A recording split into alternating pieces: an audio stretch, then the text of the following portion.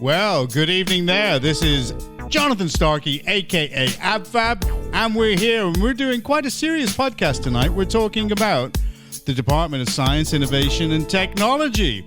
But more importantly, we're going to be talking about the Intellectual Property Office. And we've got a full house tonight. We've got Stats. Say hello, Stats. Hello there. And we've also got the Gazelle. Say hello, Trevor. Hello, good evening, and welcome. And we have that man that everybody knows is the most muted man in history of this podcast. We have the Raven. Say hello, Steve Ingram. Yes, good evening. I'm going to contact the Broadcasting Union, which is the pub over these matters. Just messing about a little bit there. Good evening, listeners, and hope you're going to pay attention to this, especially if you are a musician out there in the UK. Indeed, indeed. Right, well, I'm an artist. Or an artist, whatever kind of artist you are. And there's quite a few of them out there. Right, okay.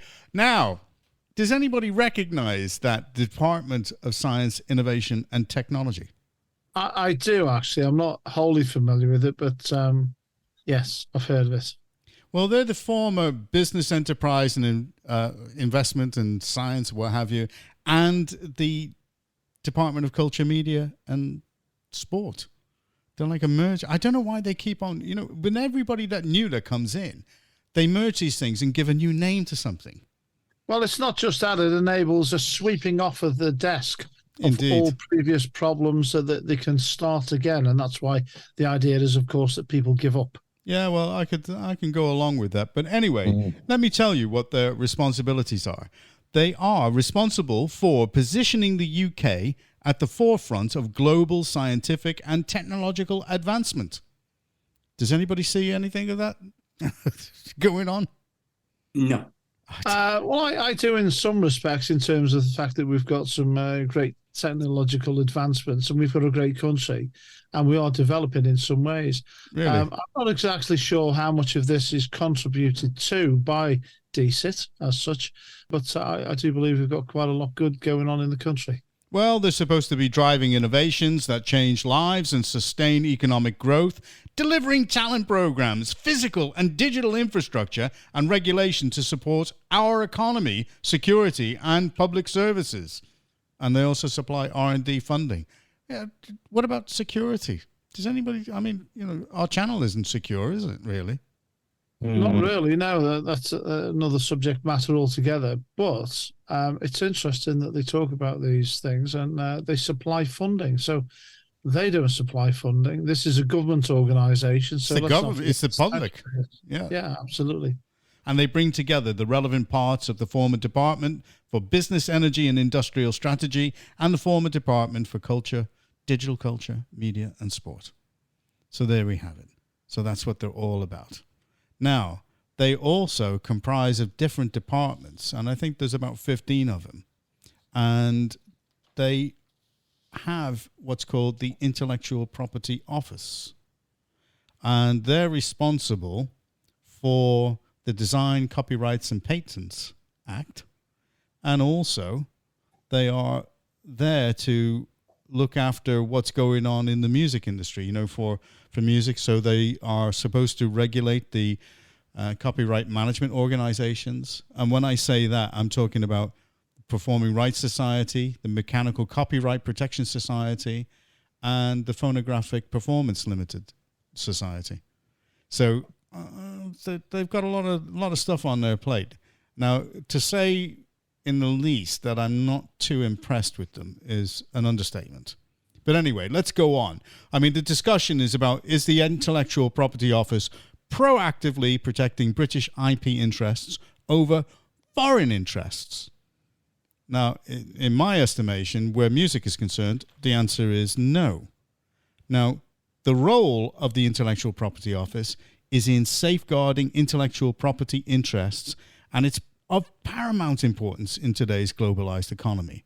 There's no doubt about it. Intellectual property is what's driving things now. Give us some ideas, Stats, about intellectual property. That could be music you've written. Could be films you've wrote as well, I suppose. anything you've invented, it's in science too, isn't it? So That's right. Any ideas that you've got, any ideas, yeah. that you can actually put down on paper, that's intellectual property. Also, it's all about data. And as technology continues to advance and markets become more interconnected, the issue of whether the IPO is effectively prioritizing British IP interests over foreign interests has become a subject of debate, especially with me. In this discussion, I'm hoping that we're going to explore the various perspectives surrounding the topic and weigh the evidence to determine if the IPO is actually being proactive in protecting British IP interests. So, have any of you come across any legislation and policies of the IPO at all? No. No, but I'd like to ask a question which I think is important to this. Go ahead. I'd like to ask the following question, Jonathan, which is, does the Intellectual Property Office have responsibility not only for the registration and authorization of intellectual property, because that surely has a direct correlation between collective rights? Yeah. So they obviously have to fulfill ensuring a process is met whereby somebody is recognized as the creator. Yeah. Because that in itself is absolutely necessarily vital in relation to collecting royalties. Yeah. Particularly in music industry as such. And they also have to, there are rights on other things that come about. I mean, there are rights on, say, for example, trademarks. People have to pay to use trademarks. And, the processes that everybody has to go through are different for the different kinds of intellectual property that we're talking about. Go ahead, Mark. Was it about 5 years ago? Didn't they bring something in? Like a Trademarks Act or something? Was it trademark regulations and trade secrets? That's right. That now, actually, yeah. They were under the implementation of the Trade Secrets Enforcement, etc. regulations 2018 and the Trademark Regulations 2018. Again. So within 5 years, have you noticed any difference? Has that actually been effective, or just another pointless piece of legislation that was meant to fix something, but they just will not use it? Well, the point is, I don't know about those particular areas exactly how they are affecting the British public, because the British public are still going about their business without knowing these things. And what I'd like to know is, because that it's very expensive to trademark something, and to any ideas that you have to get it actually copyrighted throughout the world is a difficult process. Very, very difficult. And it's very, very costly. Go ahead, Steve. So Trevor wanted to come in first, so I'll wait for Trevor. Oh, what? That's a surprise. Go ahead, Trevor. He's yielded to you. So they're here to protect the British side of the industries of music, correct, the et cetera. Well, now, there's a first, because it's not happened in energy, has it? No. It's not happened in coals. It's not happened in gas. It's not happened in anything else to do with the British industries of any sort, because we're absolutely swamped by foreign investment. Now you come on to a point where we're talking about international collaboration. Okay, go ahead, Steve. I was going to ask the following question. In relation to the IPO, do they have responsibility in relation to ensuring that creators who have their work copyrighted as such have equal and fair access to markets? Is that part of their remit? Well, yes, on the face of it, but in reality, no. So if an issue arises, this is quite interesting, what you're saying here. If an issue arises, what is their role and what do they expect from people who are raising any issue? Well, okay, let's just rewind slightly and I'll answer that. Where international collaboration is concerned, which is when you started mentioning foreign interests, the IPO actively participates in international IP forums, negotiations and agreements. Now, these are all things that are going to affect us, but nobody really sees what's actually going on. Nobody sees it. This collaboration allows for the alignment of global IP standards with British interests ensuring that British innovators and creators are well protected in foreign jurisdictions. Now, I'm not certainly that confident that the IPO are doing that. I really can't see it. And I have experience, which we're going to discuss in another part, which would actually give me the in to be able to explain why and give validation to what I'm saying. Go ahead, Mark. I mean, from what I've experienced and from what you said, they're not that very good at protecting your intellectual property on our own land. So I'm just wondering how effective they are in foreign jurisdictions and what say do they actually have. Just making this, there's a global rule. That's vague. Global standards, but every country doesn't hold to the same standards. So. Correct, like net zero. So I'm dubious on that one. Look at all the technology surrounding net zero and everything that's supposed to make net zero work. Yeah, it isn't. It isn't going to happen. Now, they're also involved in that. Of course they are. All right. Now, there are arguments against them being proactive, like, for example, for foreign investment. So if you could argue that the IPO's emphasis on attracting foreign investments might lead to a prioritization of foreign IP interests. Now, you remember there were big issues regarding certain technologies that the Chinese were going to put in to this country. And Ian Duncan Smith said, no, we don't want them involved in our communications infrastructure. Absolutely. Yeah. Now, they'd have been involved in that. All right? But it wasn't until Ian Duncan Smith came out and said something that they said, right, that's it. We're not going to go ahead with it. Go ahead, Mark.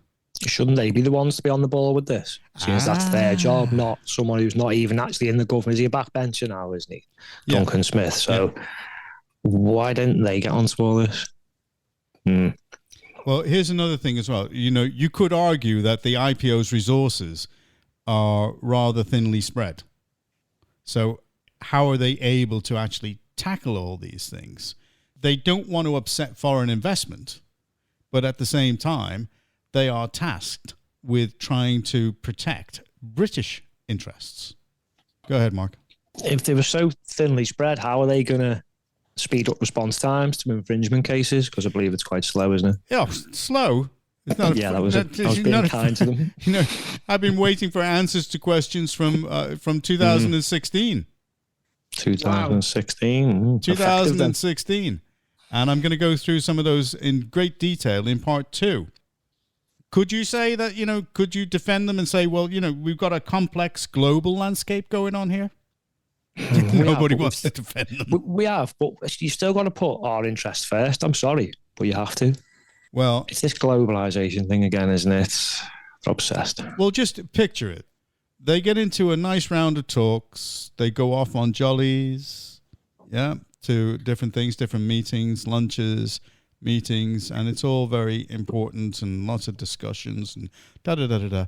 And then all of a sudden you get this fly in the ointment, that causes a massive problem. And I'm going to go across to give way to the Gazelle there. Go ahead, Gazelle. Yeah, all this global stuff.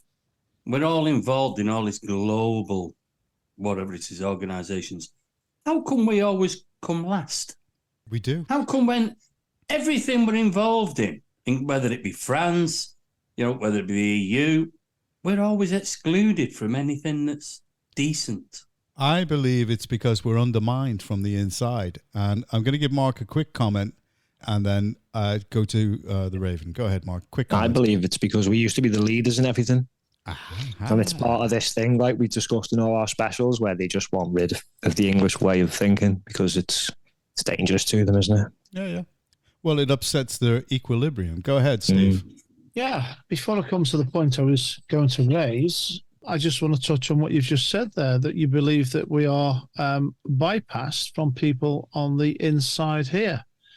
Now, we've actually mentioned on many previous podcasts that we feel that our various large swathes of public service areas who are doing exactly that to the detriment of the British people. Yeah. In other words, they are serving the wider world and not our own people in this country. Now, my main point kind of hits on this, what you've just said, actually, which is I'd be very interested to know, because I've got quite a bit of a background from many, many conversations we've had over many years as to what's going on within the music industry. Now, here is the point. I'd like to know if the IPO or any other organization within the music industry, including regulators, are actually supporting and serving external major players from other countries over and above the interests of UK creators. Indeed. I go along with that. And if you think about it, you've only got to ask simple questions. And I did it. I asked, and I'll be quite specific about it. I asked because I know that there is an agreement between Universal and the BBC. And I asked them, and they were questioned in a select committee hearing, and it was Lord Hall. I asked them straight out to say, basically, how much of the music that's used on the BBC belongs to or is administered by Universal. Lord Hall said he would get back about that. And there was not a word said. Not a word. How long ago did you put that question? 2017. So no answer again on a major issue within the music industry. Correct. And no answer coming forth. Yeah. And I don't want this to just apply to the music industry, because it also, when we say the music industry, there's two sides to it. There's publishing and there's recording. And it is very, very interesting when you see the similarities of things that are going on that the IPO are actually turning a blind eye to, in my opinion. Go ahead, Mark. I think we've got lots of these different organisations, haven't we, who are claiming to serve and protect British interests. But in my opinion, I think they're protecting their own interests first, which is why you didn't get an answer from Lord, whatever his name was. Yep. Because no answer is the answer, isn't it, really? Yeah, because they knew. They knew. They knew. Yeah, of course they did. They knew. And I even asked the MP concerned who was asking the questions, I even asked him to say, well, could we get the answers from the Performing Rights Society, which we could. There'd be no problem with doing that, because you can see where the music usage is from them. But because Universal is administering the BBC's output, basically they could actually come forward and straight. Not a word out of Universal. Go ahead, Trevor. It's right throughout the system, isn't it? From the top of government, Yep. right through to the bottom, no accountability. Yep. Plus the It fact... doesn't matter what they do. They don't have to give you answers. They don't have to do anything. They just keep taking the books. Yeah, because they also don't want to be seen to be digging the knife in to the major corporates. Go ahead, Steve. Yeah, big one, this. And it bothers me, actually. In terms of what you've just said there, just for everybody else's understanding who is listening, particularly if they are involved in British industrial technology or innovation, or music industry, as we're talking about at the moment, are you suggesting that Universal, a major player in the music industry, French-owned, administer the music output of the BBC? Yeah, they do. Now, It's a known fact. We were sat in a meeting with the PRS when it was under the former chief executive, a fellow called Robert Ashcroft. And the three people that were there admitted it, that it was going on. It's just as simple as that. Go ahead, Steve. with that in mind, do any of these major players also have any influence on any administrators, such as the PRS? Yes, they do, because they sit on the board of the PRS. So they're on both sides of the fence. Isn't that a conflict of interest? Complete. Is. Complete. That's what the 2016 complaint was all about to the IPO. Just for clarity for all the listeners here, you've got major players in the music industry who administer the music for the BBC, but they're also involved in setting the rates. Yes. For creators through the PRS. Correct. Now, if that isn't a conflict of interest, what is? Well, they're controlling both ends of the market. Correct. And it's the same with BMG and ITV. Exactly the same. And can I ask a further question? I already know the answer, but this is for the benefit of our listeners. It needs to be said this. My understanding is you've been pursuing clarity and an investigation into the music industry in the UK for around about 30 years or so. Is that correct? Correct. And you have had many difficult times because of it. Is that correct? That's correct. Right. Everybody Just wanted knows. to set the scene. Everybody knows what's going on. And if it's happening in the music industry, it's going to be happening in other parts of intellectual property. It's going to be happening. Where is the IPO in all of this? And the question is, what on earth are they doing about it? Now, I want to come to a major point. I think I'll leave it till the next time we cover this in a bit. Well, I'm going to be going into more details about why I'm thinking in this way and the reasonings behind it, because I'm going to get into some heavy detail about it. Good. Will you give way to Statsman, please? Go ahead, Stats. Yeah, I just thought something we discussed the Department for Science, Innovation and Technology, didn't we, at the start? Yep. If they're going to be up at the top of the tree who are going to try and sort all this out. I think you remember they were the department who spied on the public during COVID with their Ministry of Truth. Oh, sorry, their Counter Disinformation Unit. So everybody up the line here doesn't sound very trustworthy to me. Well, that's precisely why I instilled that in the trailer, to turn around and say, can you trust these people? So how hopeful are you for an outcome from them? Because in actual fact, it's very favorable. If you think about it in these terms, in medieval terms, what they tried to do was they tried to pull up the drawbridge on the attacks that were going on. What they didn't realize was I was burning pig fat under one of the turrets of what was going on. So while that's going on, they're trying to block me and certain things that they're doing with their word salads that they come out with. And I'm moving in another direction. Is this the IPO? Yeah, this is the IPO. Yeah. Now, as far as I'm concerned, they can do what they like. If they concentrated more on dealing with the complaints than they do on trying to block people with genuine complaints, then they would actually start to get something done for British interests, because I don't think they're actually serving the British public in what they're doing. Go ahead, Steve. Yeah, you're talking there about they appear to be blocking you at the moment, so perhaps also maybe. Well, they tried.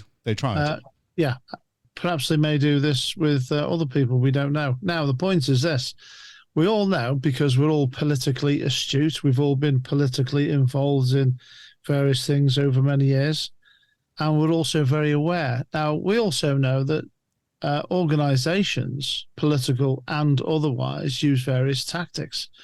And the first thing that they quite often do is do exactly what you're describing, which is to block you or to ignore you in the hope that you'll give up and go away. Mm-hmm. Now, the next thing that they try to do, if they think that's not happening, that you're going to be tenacious because you're pursuing truth and transparency and fairness, then quite often the next thing that they do or attempt to engage in, organizations per se this is engage in processes of attacking the individual rather than addressing the issue.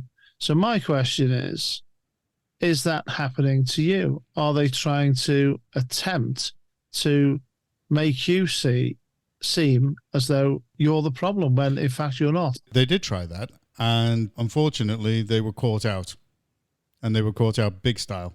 So now they've had to cover that next time, shall we? Yeah, yep. The details will come out on that. Go ahead, Stats. Yeah, and it's this thing of they deal with the symptoms, not the actual disease, the actual problem. That's right. Rather than doing their job and fixing it, they'll just attack people who point out the problems. And this runs right through society. In this country. 20 years. I could reel a name off, but we'll do that another time. But list the names of people who've done this too. Well, there was a report done in 2011, and it was called the Hargreaves report, and it was commissioned by the UK government. It was commissioned in 2010, but it didn't come out until 2011 when the government did a response. And the report provided a range of recommendations to ensure that IP laws and regulations were balanced and adaptable to the digital era. Now, I don't think they quite knew what was coming with AI, or they might have had a hint about it. But anyway, it highlighted the importance of striking a fair balance between the rights of creators, innovators, and the wider public. One of the central points was to encourage open access to knowledge and information. Open access.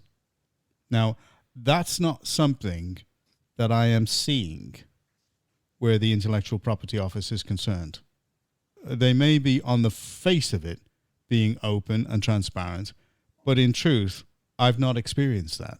And what we need to do is we need to sit back and we need to think, well, okay, how is he going to qualify some of the things that he's saying and what he's saying about them? Well, we will deal with those facts in part 2. But this guy, Hargreaves, basically what he's saying is, he's saying we need to get on top. We can't let opportunities go at all. Otherwise, we're going to get left behind. Now, if we've got, and if you look on the market, how many foreign-owned companies are actually involved in IP? Anything to do with broadcast, IP. Equipment, IP. Yeah? Where are the British innovations? Where are they? We used to lead the we world. need to ask the Ministry of Truth, don't we? Where They're the innovations are. Stifled, aren't they? It's as simple as that. Of course they are. Well, that does come back to one of the points that we mentioned earlier in terms of in whose interest are these people operating? Because it doesn't appear to be the British people. Now, there is something else that's really bothering me, actually, in terms of what these people are doing. You mentioned transparency there. Now, the fact of the matter is this. If you suspect or know, in some cases, that an organisation is not being wholly transparent when you're raising an issue, I found in other circumstances that sometimes you discover that the people that you're seeking clarity on a complaint are sometimes, because of a conflict of interest, are sometimes also involved in the problem and don't want it to be unearthed any further. Correct. I'm not saying that is the case here, but sometimes from my experience in other situations, that has been the case. So perhaps a little bit of further digging, shall we say, metaphorically speaking, needs to be done. Indeed. Mark, go ahead. Yeah, it's a quick one. Who was Hargreaves and who appointed him? It was Professor Hargreaves, and he was commissioned by the UK government at the time in 2010. Right, so the UK government who had it's this... Professor Ian Hargreaves. So the UK government, which would have been after 2010, so that'll be the Conservatives who've had 13 years to follow this through. Correct. And it appears like every other policy or manifesto pledge they've ever given, they've done none of it, have they? None of it. No. None of it. And as Shocking. Priti Patel said in a GB News interview, she turned around and she said she blames the regulators because they've been allowed to literally not do anything, not regulate. If you look at the banking industry, no regulation. Who's allowed them to not regulate properly? The government. So we go round the circle and we keep coming back to the same people here, don't we? Yep. Who are claiming to do this, that, and the other, and if something he's doing, quick, get a law in, and then they just never follow it any of through. them. They don't follow it through. They'll make another one in 5 years, the same thing, just worded differently, and won't follow that through either. Watch. Yep. Go ahead, Steve. Yeah, this is the same reason why they changed the organisational names and structures. Yeah, correct. It's now DSIT. Yeah, that's right. It was something else before that, and probably something else before that. The fact of the matter is, as I said earlier, this is why they do it. It facilitates the allowance of the status quo by a new organisation being formed and named, the old one being done away with. You sweep all the historical issues off the desk and you start again. And that means that anybody with any long-standing issues that needs to be addressed has to start the whole process all over again. Yep, that's it. Hence, exactly it. Nothing ever gets addressed. Go ahead, Trevor. It's a great system for them, isn't it? Oh, yeah. Mm-hmm. It's a fantastic system. And again, politically, I don't want to get political over this particular issue. Here we go. Here we go. He's setting us up now. Go on. But I am, because until you change this voting system, you are never, ever going to change the country. Round and round in circles. Round in circles. You're going round and round. You're going red, blue, blue, red. Red, blue, blue, red. No accountability. But when they try... The jobs. They're not frightened of their positions. And the only way you can get them to change things and to actually do something is to make them frightened of their positions. Correct. I agree with you. But when they do try to do something, the civil service go into slow motion.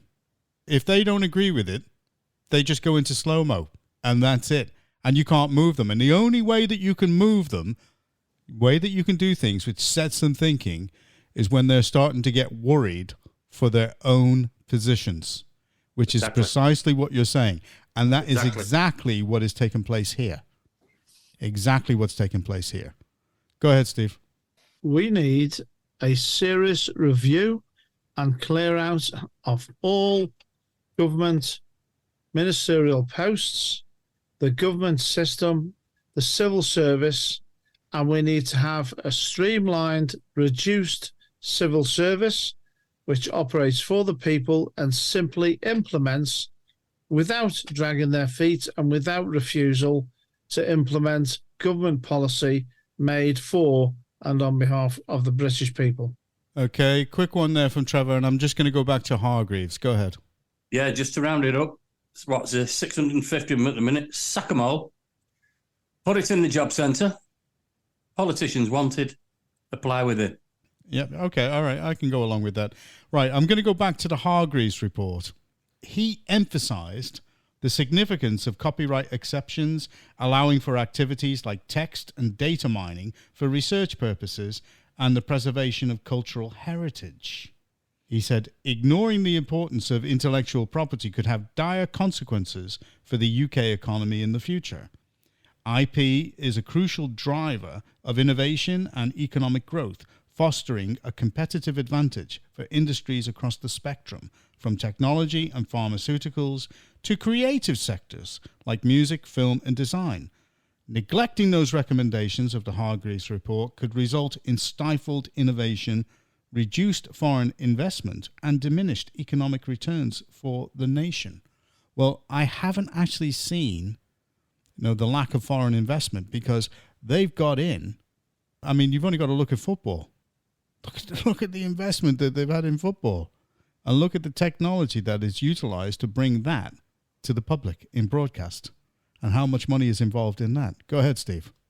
Yeah, I just want to come back to the IPO. Actually, we were talking about, the civil service, but I think any organisation that is failing in its duty, especially if it's public funded, to honour its obligations and its remit, and to fully engage and be fully transparent, and also to address the issues that are raised with them.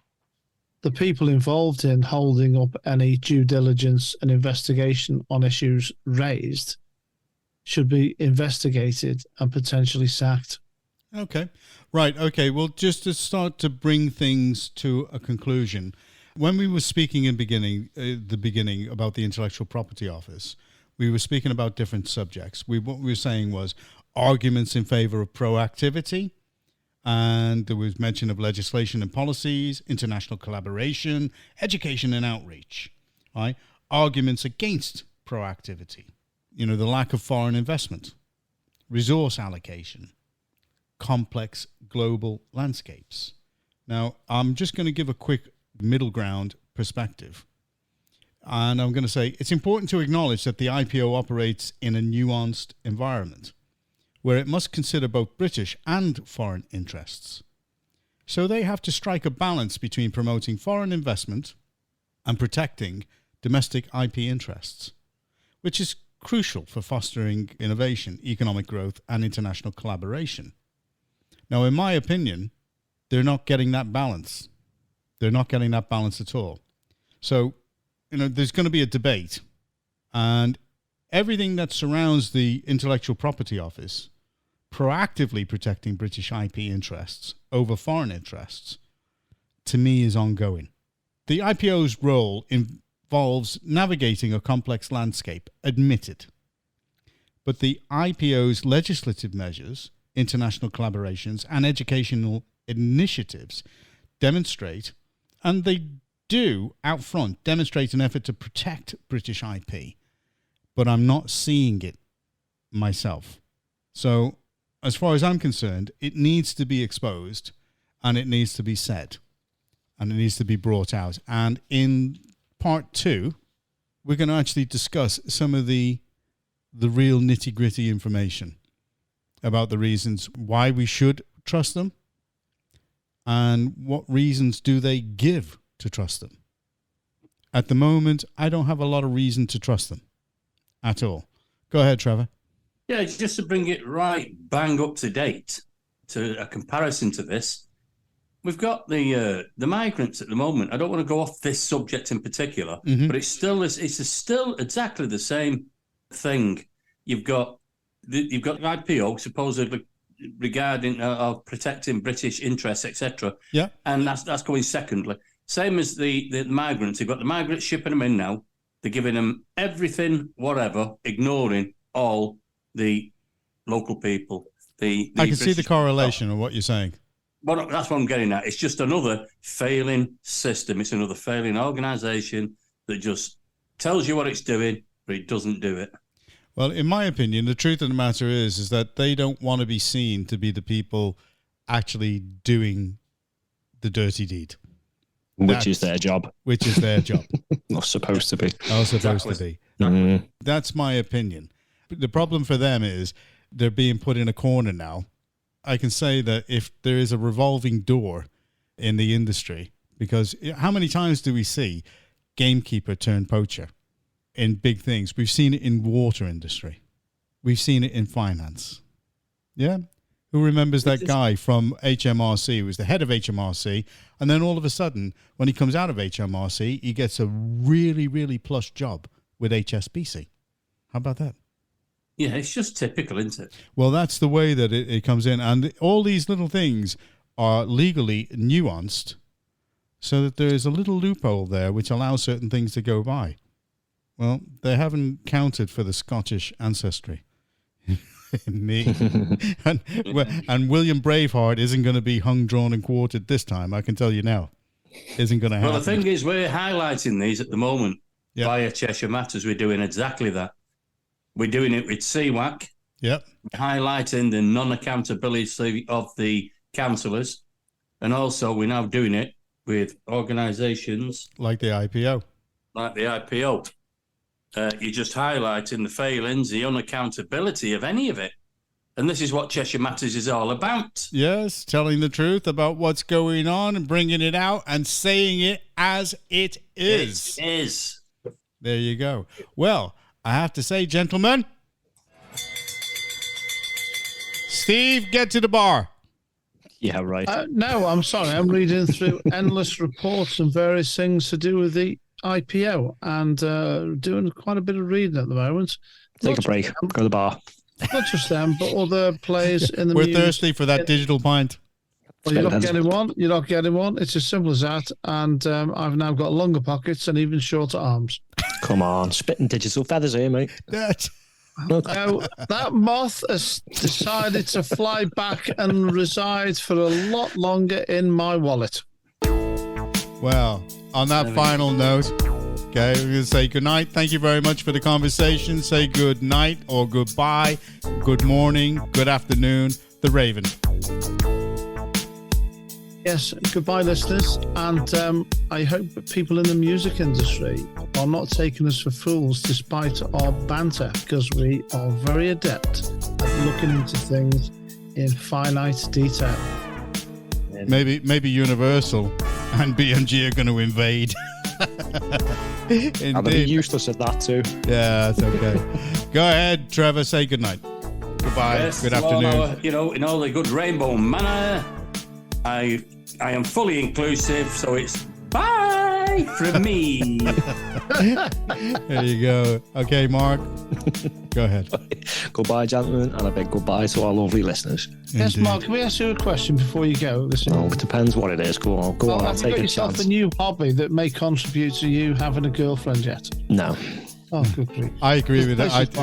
I'm married. I know. I wouldn't have a girlfriend. I'm playing chess. I'll do it. Yeah. That will do it. That will do it, yes. Yes, What's I a read that chess story. I saw that. Oh, that was so good. Okay.